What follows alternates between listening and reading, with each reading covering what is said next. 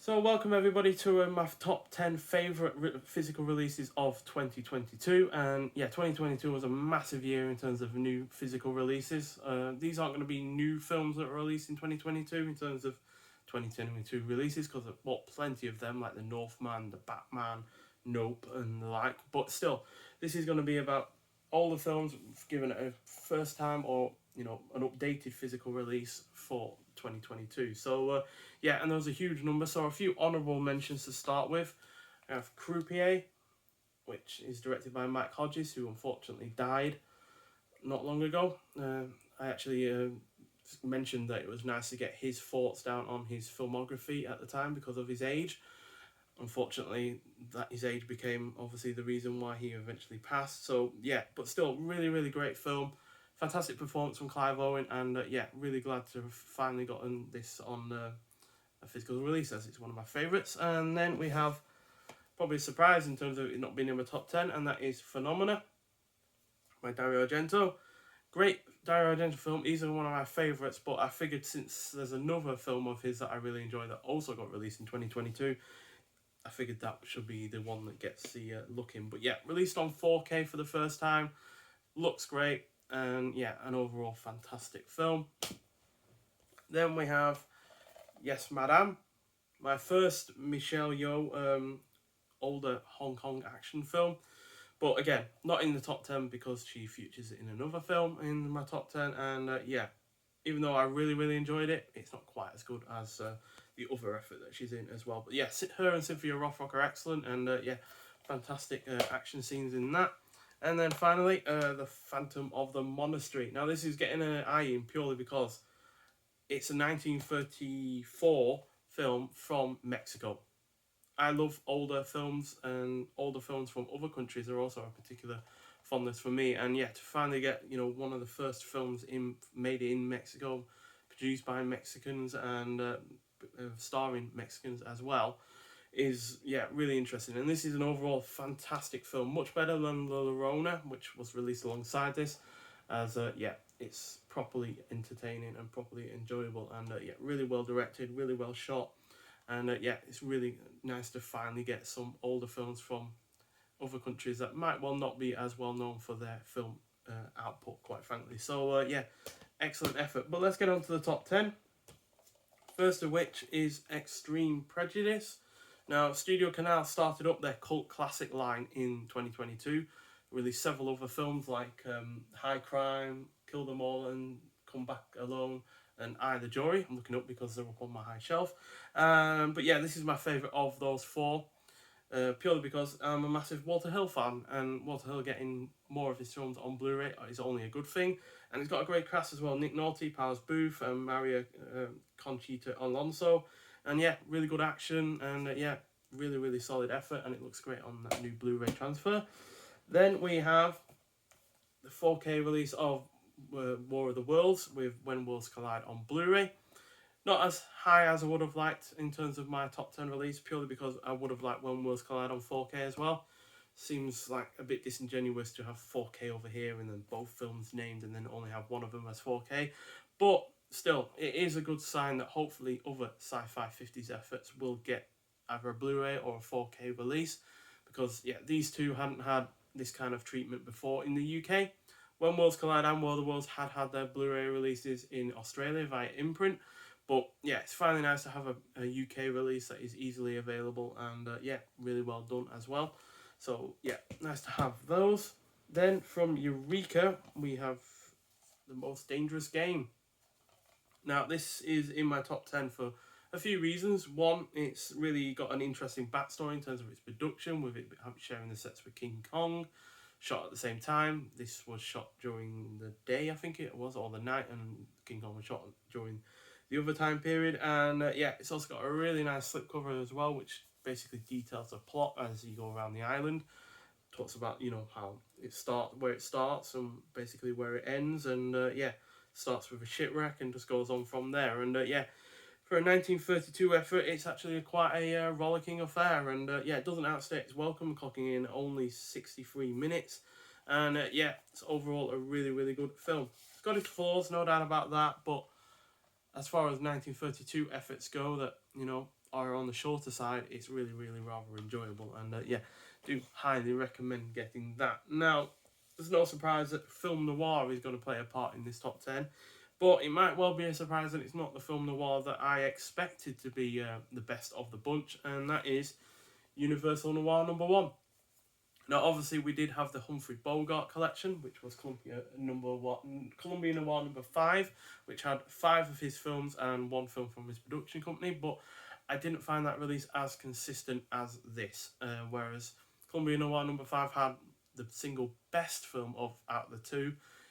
That film was pretty much the only major high point. Whereas this has a consistent, level of quality. Quite frankly, I think there's only one here that I gave less than 4 out of 5 stars. So yeah, The Web, Larceny, Kiss the Blood Off My Hands, Abandoned, Deported, and Naked Alibi, all really, really good film noirs, and it's a cracking start to the hopefully long line of Universal Noir box sets. Hopefully we'll get at least 4 more so we can match Columbia Noir. But regardless, yeah, excellent start to the hopefully, like I said, new Universal Noir series. So yeah, another fantastic release from Eureka Indicator there, who have released plenty of good releases from this year, like The Phantom of the Monastery, for instance.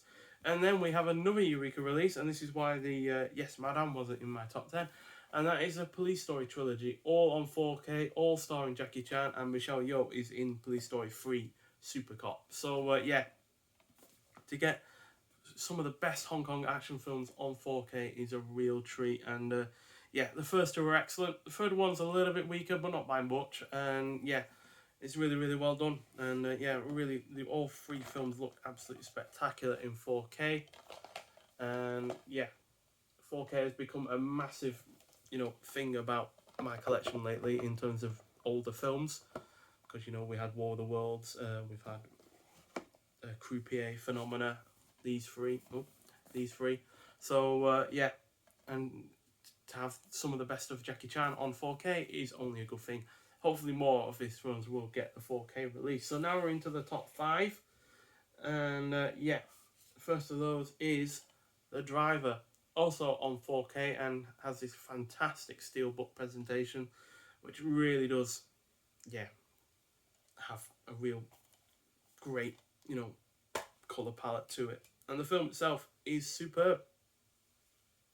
Easily my favourite of the quote-unquote car chase films of the 70s, where there were numerous of them, French Connection, the 7-Ups, and the like, Vanishing Point and all that lot. But yeah, this is easily my favourite. Not by a huge margin. The French Connection is still one of the best crime films of the 70s, and Vanishing Point is still an excellent film overall. But yeah, I just adore this film, and I'm really, really glad it's been given a 4K release, regardless of whether it's in a steelbook or not.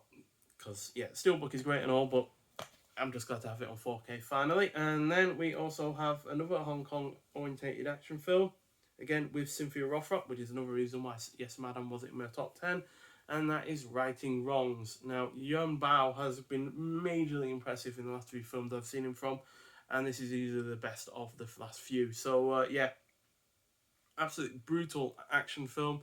No character in this is safe from getting hurt or even killed. And yeah, done on an excellent Blu-ray release with a really nice poster, really nice booklet, and a really rather nice hard box as well. And yeah, nice tagline on the back as well. Sometimes you have to choose between justice and the law. So yeah, excellent film. If you've not seen this, then I do highly recommend getting round to it. Right, now we're into the top 3, and again, more film noir, and this is from Imprint themselves, and this is Essential Film Noir #3, or collection #3. And yeah, as far as consistency goes in terms of film noirs, this has Universal Noir #1 and Columbia Noir #5 absolutely lit, because A Strange Love of Martha Ivers, No Man of Her Own, The Turning Point, and The Desperate Hours are all excellent. I think I give The Desperate Hours and No Man of Her Own 4.5 out of 5, and the other 2 got 4 out of 5. So yeah, highly recommend watching all 4 of these film noirs, especially if you're into this kind of genre. Now, granted, you don't get the kind of the booklet or the cardboard cases that you get with the Indicator Noir releases, but you still do get them all on individual cases. And yeah, they're all really, really good films. Turning Point has an excellent cast as well. William Holder and Edmund O'Brien. And then Desperate Hours, which is probably my favourite of the four. So, yeah. Excellent release. And, yeah, it just goes to show again that noir films, there's a countless number of them. And even though there's a whole load of them that I now own, there's still plenty of them still to come in terms of genuinely surprising how great they are.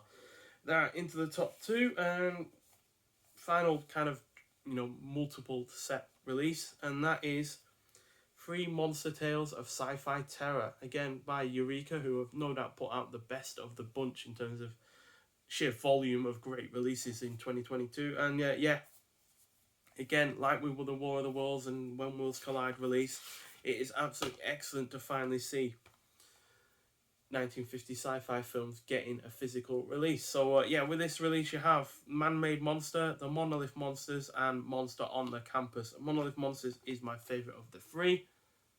There it is. And yeah, but still, absolutely excellent to get these kind of films on Blu-ray, quite frankly, because I never thought I'd see the day where Monolith Monsters was given a Blu-ray release, quite frankly. I think it had a Blu-ray release in Germany or something like that at one point or another, but to get it as a more widely available release is only a good thing, especially for those that are getting into 50 sci-fi horror films. And yeah, they're 3 of the best, and yeah, really looking forward to seeing what else that Eureka releases, as they have given a few of these triple or more physical releases in this year. We had the 2 Boris Karloff ones as well, which were also really rather good. But yeah, regardless, I hope that release more in 2023 from Eureka in that regard. But my absolute favourite might not be a major surprise, but it is Dario Argento's Tenebrae. Finally on 4K, just like Phenomena. But this for me gets the edge just because it's a bit more of a giallo than a somewhat sci-fi kind of thing. Phenomena with its, talking to insects things is a little bit on the sci-fi kind of realm. But this is pure giallo. Got some great violence, great kills, really good twisting plot. Excellent score, looks great in 4K, and yeah, it's high time that more Argento films got the 4K effort. I would really like it if Opera got a 4K release as well. Really nice to see if that was ever the case. So yeah, top of the cream of the crop, quite frankly, and yeah, really do recommend this as well as Phenomena and other Argento efforts like Deep Red and Bird with the Crystal Plumage. Also have had 4K releases. So yeah, 2022 was an epic year for physical releases, especially for older films. Newer films did get some good stuff in, like I said, the Batman and the Northman and other stuff like that, but they don't seem to be quite as in depth in terms of the physical extras or the physical presentation that you get with these older releases. So yeah, with 2023 looking like it's got several good efforts on the horizon. We've got another Humphrey Bogart release called The Enforcer coming out. Then we should have The Hitcher from Second Sight on 4K. And I'm sure there's other things that are other ones that are missing out as well. I think there's more Michelle Yeoh films coming out, like Royal Warriors and Magnificent Warriors. I think there's more of the In the Line of Duty films coming out. We've got the 3rd and 4th ones of those coming out at some point. So yeah, there's plenty more releases coming up, but hopefully the quality is maintained regardless of the quantity. But nonetheless, thank you for watching. I'd like to hear your thoughts on what you got from 2022, your favourites of that year, and I'll see you in the next one. Bye.